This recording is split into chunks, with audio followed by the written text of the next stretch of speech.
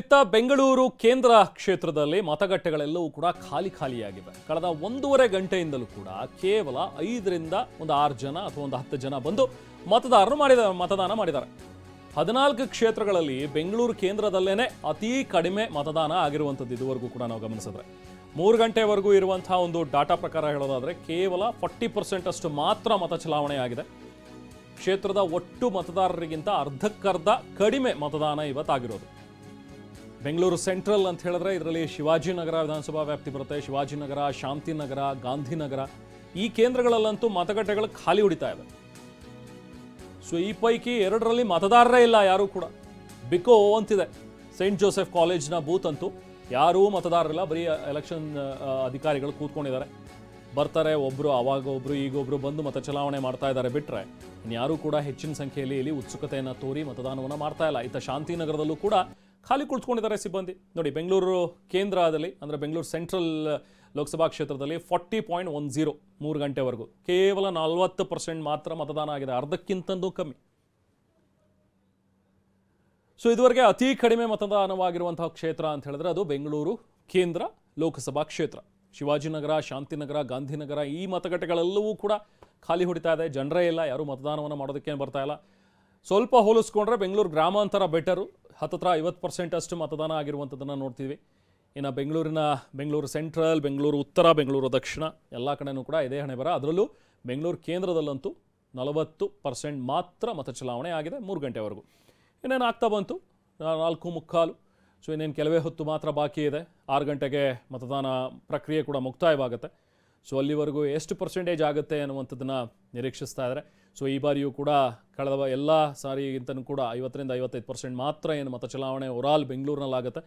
ಈ ಬಾರಿ ಅದಕ್ಕಿಂತನೂ ಕಮ್ಮಿ ಆಗುತ್ತಾ ಅನ್ನುವಂಥ ಒಂದು ಪ್ರಶ್ನೆ ಮೂಡ್ತಾ ಇದೆ.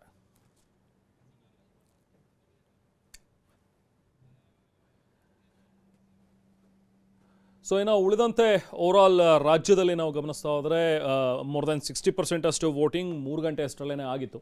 ಬೇರೆ ಬೇರೆ ಜಿಲ್ಲೆಗಳಲ್ಲಿ ಒಂದು ಉತ್ತಮವಾದಂಥ ಒಂದು ವೋಟಿಂಗ್ ಆಗಿರುವಂಥದ್ದನ್ನು ಕೂಡ ನಾವು ಗಮನಿಸಿದ್ವಿ. ಅದರಲ್ಲೂ ದಕ್ಷಿಣ ಕನ್ನಡದಲ್ಲಿ ಅತಿ ಹೆಚ್ಚು 60%ಗೂ ಮೀರಿ ಮತ ಚಲಾವಣೆ ಆಗ್ತಾ ಇದೆ. ಈಗ ಇನ್ನೇನು ಕೊನೆ ಹಂತದ ಒಂದಷ್ಟು ಟೈಮ್ ಇನ್ನೇನು ಬಾಕಿ ಇರೋದ್ರಿಂದಾಗಿ ಹೆಚ್ಚಿನ ಸಂಖ್ಯೆಯಲ್ಲಿ ಮತದಾರರು ಕೂಡ ಮತಗಟ್ಟೆಗೆ ತೆರಳ್ತಾ ಇದ್ದಾರೆ. ಆದರೆ ಬೆಂಗಳೂರಿನಲ್ಲಿ ಉಲ್ಟಾ ಪರಿಸ್ಥಿತಿ.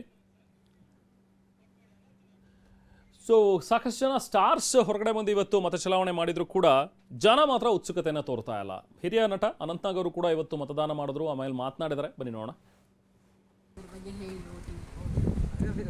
ನಮ್ಮದೇ ವ್ಯವಸ್ಥೆ ಎಲ್ಲ ನಮ್ಮದೇ.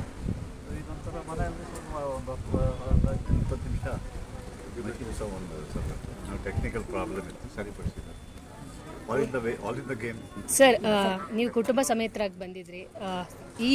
ಈ ಸಲದ ವೋಟನ್ನು ಅಬ್ಸರ್ವ್ ಮಾಡಿದರೆ ಯೂತ್ಸ್ ಕಮ್ಮಿ ಆಗಿದೆ ವೋಟಿಂಗ್. ಅಲ್ಲ, ಪ್ರತಿ ಸಲ ಏನಾಗ್ತದೆ, ನಾನು ಪ್ರತಿ ಸಲ ಇದೇ ಆಗಿದೆ. ಕಳೆದ 4-5 ಚುನಾವಣೆಗಳು ಈಗ ನೀವು ಅವ್ರು ಮರ್ತು ಬಿಡಿ. ಯಾರು ಬಂದಿದ್ದಾರೆ ಅವರು ವಿಚಾರಿಸ್ಕೊಳ್ಳಿ. ಯಾರು ಬರಲಿಲ್ಲ, ವೋಟಿಂಗ್ ಪರ್ಸೆಂಟೇಜ್ ಕಮ್ಮಿ ಬರೋದಿಲ್ಲ. ಯಾರು ಬರೋದಿಲ್ಲ, ಯಾರು ಬರ್ತಾರೆ 2 o'clock ಯಾರು ಬರ್ತಾರೆ ಅವರನ್ನು ವಿಚಾರಿಸ್ಕೊಳ್ಳಿ. ಪ್ರತಿಯೊಂದು ಚುನಾವಣೆಯಲ್ಲಿ ಯಾರು ಬರೋದಿಲ್ಲ ಅವ್ರ ಬಗ್ಗೆ ಮಾತಾಡಿ. ಯಾಕೆ ಮಾತಾಡಬೇಕು?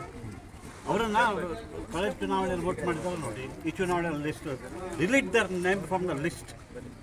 ಇವನು ಶಿಕ್ಷೆನೇ ಇಲ್ಲ. ಅದ್ರ ಪಾಡಿಗೆ ಏನು ಎಷ್ಟು ಇನ್ನೇನು ಮಾಡಬೇಕು? ಅಲ್ಲಿ ದೇಶಕ್ಕೋಸ್ಕರ ಪ್ರಾಣದ ಬಲಿ ತ್ಯಾಗ ಮಾಡೋರು ಜವಾನರಿದ್ದಾರೆ.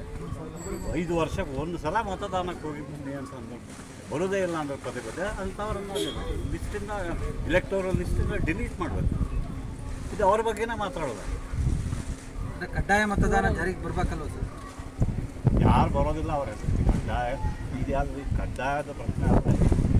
ಇದು ಅವರವರು ಇದು ಪ್ರಜಾಪ್ರಭುತ್ವ ಒಪ್ಪಿದ್ಮೇಲೆ ಎಲ್ಲರೂ ಅದರಲ್ಲಿ ಭಾಗಿಯಾಗಬೇಕು. ಪದೇ ಅದೇ ಅದ್ರ ಬಗ್ಗೆ ನಮ್ಮದೇ ವ್ಯವಸ್ಥೆ ಎಲ್ಲ ನಮ್ಮದೇ. ಇದೊಂಥರ ಮನೆಯಲ್ಲಿ ಒಂದು 20 ನಿಮಿಷ ಒಂದು ಸ್ವಲ್ಪ ಟೆಕ್ನಿಕಲ್ ಪ್ರಾಬ್ಲಮ್ ಇತ್ತು, ಸರಿಪಡಿಸಿದ್ದಾರೆ. All in the game. Sir, ನೀವು ಕುಟುಂಬ ಸಮೇತರಾಗಿ ಬಂದಿದ್ರಿ. ಈ ಸಲದ ವೋಟನ್ನು ಅಬ್ಸರ್ವ್ ಮಾಡಿದರೆ ಯೂತ್ಸ್ ಕಮ್ಮಿ ಆಗಿದೆ ವೋಟಿಂಗ್. ಅಲ್ಲ, ಪ್ರತಿ ಸಲ ಏನಾಗ್ತದೆ, ನಾನು ಪ್ರತಿ ಸಲ ಇದೇ ಆಗಿದೆ. ಕಳೆದ 4-5 ಚುನಾವಣೆಗಳು ಈಗ ನೀವು ಅವ್ರು ಮರ್ತು ಬಿಡಿ. ಯಾರು ಬಂದಿದ್ದಾರೆ ಅವರನ್ನು ವಿಚಾರಿಸ್ಕೊಳ್ಳಿ. ಯಾರು ಬರಲಿಲ್ಲ, ವೋಟಿಂಗ್ ಪರ್ಸೆಂಟೇಜ್ ಕಮ್ಮಿ ಆಗ್ತಾ ಇದೆ. ಬರೋದಿಲ್ಲ ಅವರು, ಯಾರು ಬರೋದಿಲ್ಲ, ಯಾರು ಬರ್ತಾರೆ 2 o'clock ಮಾಡಿ ಯಾರು ಬರ್ತಾರೆ ಅವರನ್ನು ವಿಚಾರಿಸ್ಕೊಳ್ಳಿ. ಪ್ರತಿಯೊಂದು ಚುನಾವಣೆಯಲ್ಲಿ ಯಾರು ಬರೋದಿಲ್ಲ ಅವ್ರ ಬಗ್ಗೆ ಮಾತಾಡಿ, ಯಾಕೆ ಮಾತಾಡಬೇಕು? ಅವರನ್ನ ಕಳೆದ ಚುನಾವಣೆಯಲ್ಲಿ ವೋಟ್ ಮಾಡಿದ್ದಾರೆ ನೋಡಿ, ಈ ಚುನಾವಣೆಯಲ್ಲಿ list delete their name from the list. ಇವನು ಶಿಕ್ಷೆನೇ ಇಲ್ಲ. ಅದ್ರ ಪಾಡಿಗೆ ಏನು ಎಷ್ಟು ಇನ್ನೇನು ಮಾಡಬೇಕು? ಅಲ್ಲಿ ದೇಶಕ್ಕೋಸ್ಕರ ಪ್ರಾಣದ ಬಲಿ ತ್ಯಾಗ ಮಾಡೋರು ಜವಾನರಿದ್ದಾರೆ. 5 ವರ್ಷಕ್ಕೆ 1 ಸಲ ಮತದಾನಕ್ಕೆ ಹೋಗಿ ಬನ್ನಿ ಅಂತ ಬರೋದೇ ಇಲ್ಲ ಅಂದ್ರೆ ಪದೇ ಪದೇ ಅಂಥವ್ರನ್ನ ಲಿಸ್ಟಿಂದ ಇಲೆಕ್ಟೋರಲ್ ಲಿಸ್ಟಿಂದ ಡಿಲೀಟ್ ಮಾಡಬೇಕು. ಇದು ಅನಂತನಾಗ್ ಅವರ ಮಾತುಗಳು. ಸಹಜವಾಗಿ ಒಂದು ಆಕ್ರೋಶವನ್ನು ಕೂಡ ಅವ್ರು ವ್ಯಕ್ತಪಡಿಸಿದ್ರು. ಯಾರು ಮತ ಹಾಕಕ್ಕೆ ಬರ್ತಾರಲ್ಲ ಅವ್ರ ಕಡೆ ಗಮನ ಕೊಡಿ, ಅವ್ರನ್ನ ಸರಿಯಾಗಿ ನೋಡ್ಕೊಳ್ಳಿ. ಯಾರು ಮತ ಹಾಕ್ತಿಲ್ವಲ್ಲ, ಕಂಟಿನ್ಯೂಸ್ ಆಗಿ ಅವ್ರು ಮತ ಹಾಕ್ತಾ ಇಲ್ಲ, ಬರೀ ವೋಟರ್ ಲಿಸ್ಟಲ್ಲಿ ಮಾತ್ರ ಅವ್ರ ಹೆಸರಿದೆ ಅಂತ ಹೇಳಿದ್ರೆ ಅಂಥವ್ರನ್ನ ಡಿಲೀಟ್ ಮಾಡಿ ಬಿಸಾಕಿ. ಅಂಥವ್ರಿಗೆ ಯಾಕೆ ನಾವು ಹೆಚ್ಚಿನ ಮಾನ್ಯತೆ ಕೊಡಬೇಕು, ಯಾಕೆ ಅವ್ರಿಗೆ ಶಿಕ್ಷೆ ಆಗ್ತಿಲ್ಲ ಅನ್ನೋಂಥದ್ರ ಬಗ್ಗೆನೂ ಕೂಡ ಅನಂತಕುಮಾರ್ ಅವರು ಮಾತಾಡಿದ್ದಾರೆ.